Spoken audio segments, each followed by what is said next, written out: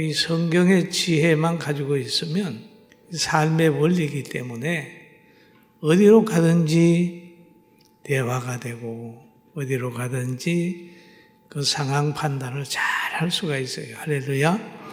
그러니까 어린 아이들에게 성경을 잘 배워주고 성경의 원리를 가르쳐주면 그 가정은 미래가 있어요. 요즘엔 뭐 하나 둘 있으니까 집에서 보면 고구마 하나 있으면 다 자기 거예요. 옛날에는 뭐 9명도 되고 5명도 되니까 뭘 하나 보면 5분의 1 내 거, 9분의 1 내 거 이렇게 했거든요. 얘가 이제 교회 생활 잘하는 애들이 보면 학교 생활도 잘합니다. 왜 그러냐 하면 인간관계를 해봤기 때문에. 학교 생활만 잘할 뿐만 아니라 군대 생활도 잘해요. 왜? 거기에서 대인관계라고 자기 표현을 했기 때문에. 굉장히 그것만 잘합니까? 사회생활 하는데도 어른 아이 대할 줄 알고 잘하게 되는 거예요. 그런데 세상 공부시키고 먹는 거 먹고 엄마가 치마폭에 쌓여가지고 뭐 할래? 어떻게 할까? 뭐 이렇게 하다가 보면 나중에 가면 엄마가 뒤에서 혼술 들어버리면 치마폭에 쌓여있는 그 상태에서는 절대 큰 인물 안 돼요. 그러니까 하나님께 다 이렇게 할 수 있도록 그렇게 해야 되고 오늘도 바울 사도가 빌립보 교회에 하신 말씀을 마음에 깊이 새기면서 신앙생활은 듣게만 하는 게 아니고 듣고 볼 수 있는 환경이 있어요. 할렐루야. 듣고 보는 거 이걸 통해서 오늘 은혜 받게 되길 주의 이름으로 축원합니다. 29절에 보면은 그리스도를 위하여 너희에게 은혜를 주신 것은 그렇게 그리스도를 위하여 너를 목사로 만들고 그리스도를 위하여 너희를 장로로 만들고 안수집사로 만들고 근사로 만들고 교사로 만들고 찬양대로 만든 것은 그렇게 이게 하나님 앞에 우리가 충성하는 거는요 그 은혜거든요. 엄청난 은혜입니다. 엄청난 은혜. 어떻게 피조물이 하나님을 찬양하잖아요. 찬양 엄청난 은혜. 그런데 그 은혜를 받게 되면은 뭡니까? 믿음도 하나님의 은혜거든요.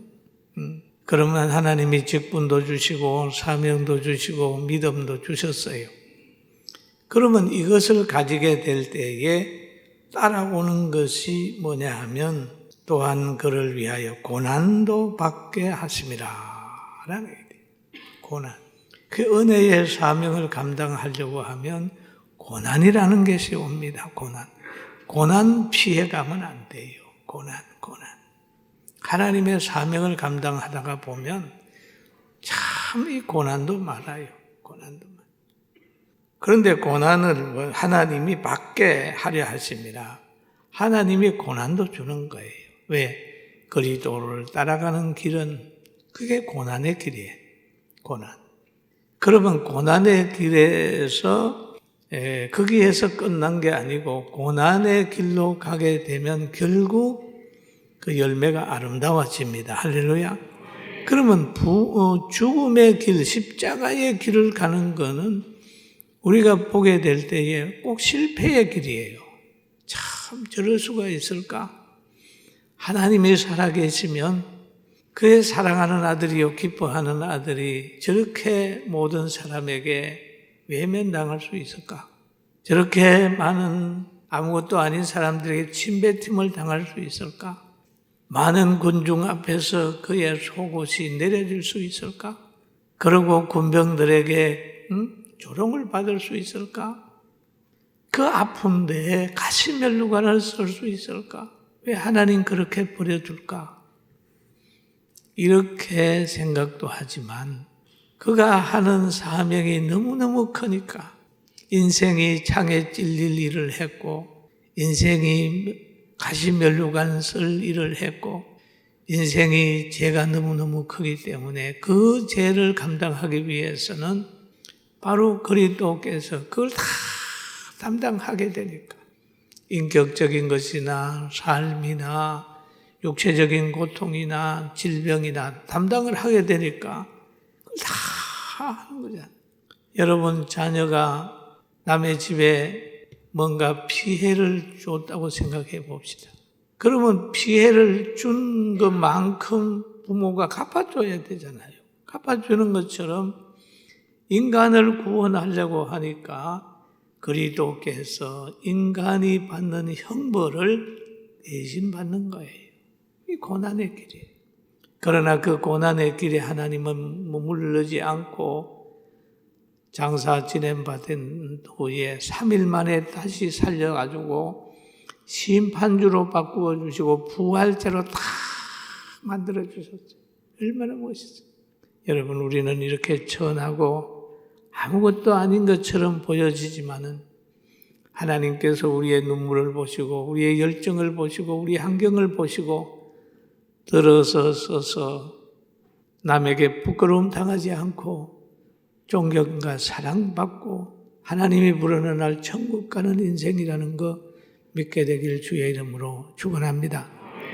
그러면서 바울이 이렇게 얘기를 하지요. 30절에 보니까 너희에게도 이 같은 싸움이 있으니 그랬거든요. 너희에게도 바울과 같은 싸움이 있단 말이에요. 너희에게도 그리스도를 따라가는 과정 속에는 그와 같은 고난도 있다는 거예요. 이런 것도 있으니 그러면서 하는 말이 너희가 내 안에서 본바요 라는 얘기를 하잖아요. 내 안에서 본바요. 그럼 바울 사도는 뭐냐 하면 앞서가는 사람으로 본을 보이고 살았다는 거예요. 내 안에서 본바요.